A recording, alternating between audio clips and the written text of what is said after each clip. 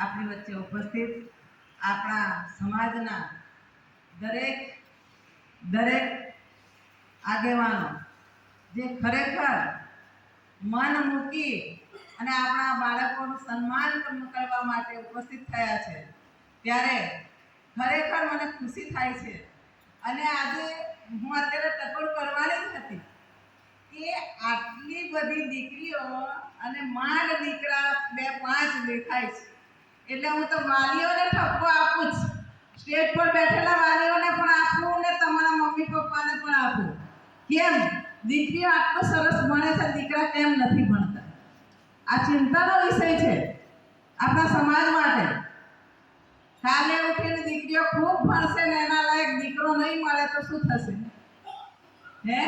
અને આ દીકરીઓ ખૂબ સરસ ભણે છે ત્યારે મને એક શેર યાદ આવે છે, खुदी को कर बुलंद इतना, खुदी को कर बुलंद इतना, हर तकदीर से पहले खुदा खुद बंदे से पूछे बता तेरी रजा क्या है. મહેનતુ અને પરિશ્રમી વ્યક્તિ માટે ખુદ વિધાતાએ પણ પૂછવું પડે કે હું તારા નસીબમાં શું લખું. तमन्नाओं की दुनिया तो हर इंसान बनाता है, तमन्नाओं की दुनिया तो हर इंसान बनाता है, लेकिन पाता यही है जो तकदीर यहाँ लाती है. એટલે નસીબમાં તો ઘણું બધું લખાયેલું હોય, પણ સાથે સાથે તકદીર પણ આપણી તાકાત કરવી જોઈએ અને મહેનત તો ખૂબ જ કરવી જોઈએ. અને આટલી દીકરીઓ આટલા સરસ ટકા લાવી છે ત્યારે ખૂબ ખૂબ અભિનંદન પાઠવું આ દીકરીઓને. ખરેખર આપણા સમાજનું નામ રોશન કરજો બેટા. બીજો કોઈ આડો અવળો રસ્તો ના દેતા. મારે એક જ લક્ષ કે અર્જુનને કેવું પક્ષીની આંખ દેખાતી હતી, માછલીની આંખ જ દેખાતી હતી પક્ષીની, એવી રીતે આપણને પણ એક જ લક્ષ કે મારે કંઈક કલેક્ટર બનવું છે. આટલા બધા આપણો સમાજ મોટો છે પણ અત્યાર સુધી મેં કોઈ કલેક્ટર નથી જોયા આપણા સમાજમાં. એટલે આ દીકરીઓ પાસે હું આશા રાખું છે કોઈક ને કોઈક સમાજમાંથી કલેક્ટર બને. અમે ભલે બુઢા થઈ જઈશું, અમે હશે કે નહીં હશે, પણ જો બનશો ને તો તમને અમે બધા સન્માન કરવા આવીશું. મારી આ દીકરીઓને મારા દીકરાઓને પણ ખરેખર આ ચિંતાનો વિષય મને જ બહુ ચિંતા છે કે દીકરાઓ કેમ નથી ભણતા. જેટલું બહેનોને પણ મારી નમ્ર વિનંતી કે જેટલું આપણે દીકરીઓની કાળજી રાખીએ, જો દીકરી સ્કૂલે ગઈ હોય અને અડધો કલાક લેટ આવી હોય તો તરત આપણે દીકરીને એમ પૂછીએ તું ક્યાં ગઈ હતી, કેમ મોડું થયું તને, શું કામ હતું તને, આપણે 10 પ્રશ્નો પૂછીએ દીકરીને. દીકરાને કેમ પૂછતા નથી? હે? એટલી જ કાળજી આપણે દીકરાની પણ લેવી જોઈએ કે તું ક્યાં ગયો તો બેટા, કેમ મોડું થયું તને, કેમ. અને આપણને એમ લાગે કે એના મિત્રો સારા નથી તો એ જ મિનિટે કહી દેવાનું કે બેટા આ મિત્રનું વર્તન મને બરાબર લાગતું નથી, હા તો ભણ, હા તો મિત્રતા છોડી દે. એમ આપણે કડક શબ્દોમાં કહી દેવું જોઈએ. અને આપણે એટલું લાડ, દીકરો એટલે દીકરા આવ્યો 10મામાં આવ્યો એને ગાડી લઈ દો, એને મોબાઈલ લઈ દો, અને દીકરીને કે તને મોબાઈલ નહીં, તું કોલેજમાં આવીશ, તને બહાર ભણવા મોકલીશું, ત્યારે તને મોબાઈલ આપીશું, તારે કંઈક જરૂર પડે એટલે. દીકરીઓને મોબાઈલ નહીં, દીકરાને મોબાઈલ, ગાડી અને મેચ રમવા જતો રહે. એટલે મેચ રમીએ પણ તેમાં પણ સફળતા મળવી જોઈએ ને બેટા.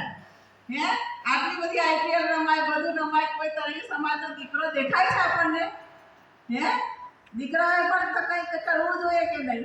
એટલે વધુ ન કહેતા ખરેખર આટલો સરસ બાળકો માર્ક્સ લાવ્યા છે અને જો એ લોકો આગળ વધે તો ખરેખર સમાજનું નામ રોશન કરશે.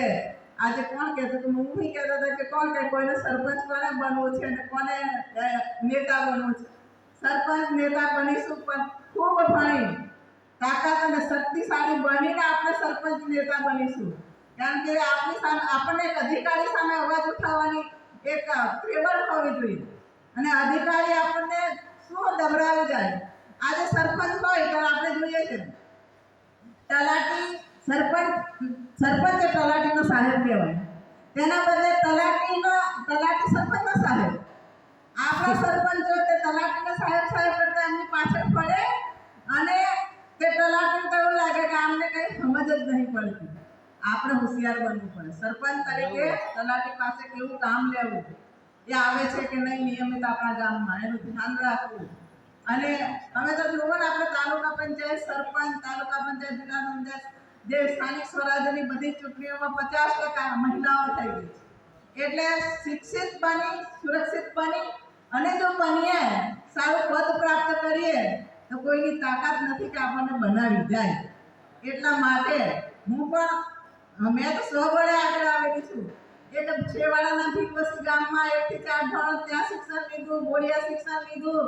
સારું છું રત્નસિંહ મહિડાનો આભાર માની આ તબક્કે. જેવી રીતે બારોટભાઈ મહેનત કરી રહ્યા છે એવી જ રીતે રત્નસિંહ મહિડાએ આશ્રમ શાળા બનાવેલું હતું. એટલે આશ્રમ શાળામાં રહી અને 1 થી 10 ધોરણ ભણ્યા અને લગ્ન પછી 11-12માં અમારા પતિદેવે ભણાવ્યા. એટલે તેમનો પણ આભાર માનીએ. અને પછી કોલેજ પણ જાતે કરી. હા, BA થઈ છું. એટલે આપણામાં કંઈક હોવું જોઈએ. મારે કંઈક કરવું છે. કદમ જો ડગમગાય તો એને રાહ પણ જડતો નથી. અડગમગના માનવીને હિમાલય પણ નડતો નથી. એમ છે વાત. એટલે છે ને આપણે કોઈની બી સામે અવાજ ઉઠાવવો હોય તો પહેલા શિક્ષણ જોઈએ આપણા જીવનમાં. અને આ બધા જ બાળકો, બધા જ દીકરા દીકરીઓ ખૂબ ભણે, ખૂબ આગળ વધે. અને પહેલાના સમયમાં અમે પહેલા જઈએ ને, હું જ્યારે નગરપાલિકામાં પ્રમુખ હતી તો ગાંધીનગર જઈએ તો 2-4 બોર્ડ જોઈએ, તળવી અધિકારીઓ હતા આપણે. હમણાં ગાંધીનગરમાં જઈએ ને તો કોઈ તળવી દેખાતા નથી. એટલે દુઃખ થાય કે કોને મળીએ. હે એટલે અમે તો નથી બની શક્યા, પણ તમે સારા અધિકારી બનો. અને નેતાની જિંદગી એટલે 4 दिन की चांदनी फिर अंधेरी रात. 5 દિવસ જો પ્રજાને ગમે તો રાખે, નહીં તો તમે ઘેર.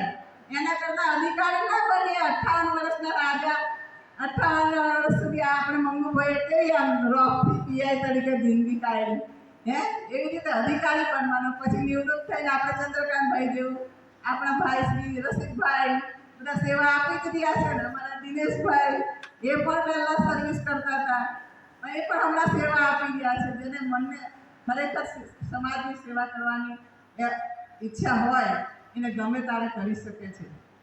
એટલે વધુ ના કહેતા, ભાઈએ 3 જ મિનિટની વાત કીધેલી, કદાચ 5-10 મિનિટ લઈ લીધી. પણ બધા જ બાળકો ખૂબ ભણે, ખૂબ આગળ વધે અને આપણા સમાજનું અને રાજ્યનું, ગામનું નામ રોશન કરે તેવી શુભેચ્છાઓ સાથે હું મારી વાતને પૂરી કરું છું. જય હિન્દ, જય ભારત.